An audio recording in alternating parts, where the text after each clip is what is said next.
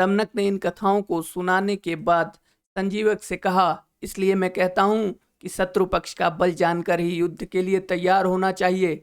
संजीवक कहता है, दमनक, यह बात तो सच है, किंतु मुझे यह कैसे पता लगेगा कि पिंगलक के मन में मेरे लिए हिंसा के भाव हैं।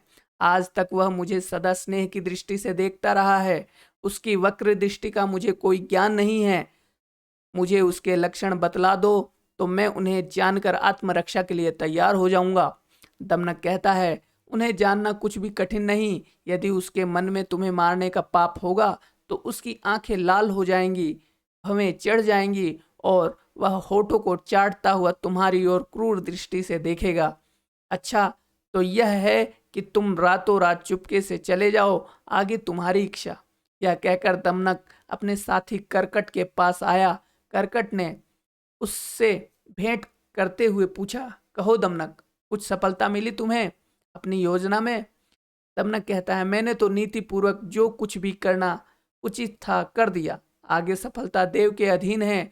पुरुषार्थ करने के बाद भी यदि कार्य सिद्धि न हो तो हमारा दोष नहीं।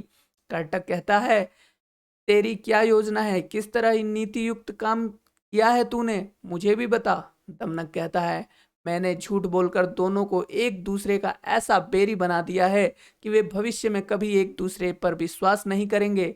कर्टक कहता है, यदि तूने अच्छा नहीं किया मित्र, तो स्नेही हृदयों में द्वेष का बीज बोना बुरा काम है। दमनक कहता है, कर्टक, तू नीति की बातें नहीं जानता, तभी ऐसा कहता है। संजीवक ने हमारे मंत्री पद को हथिया लिया था। वह हमारा शत्रु था। शत्रु को परास्त करने में धर्म अधर्म नहीं देखा जाता। आत्मरक्षा सबसे बड़ा धर्म है। स्वार्थ साधन ही सबसे महान कार्य है। स्वार्थ साधन करते हुए कपट नीति से ही काम लेना चाहिए, जैसे चतुरक ने लिया था। कर्टक ने पूछा, कैसे?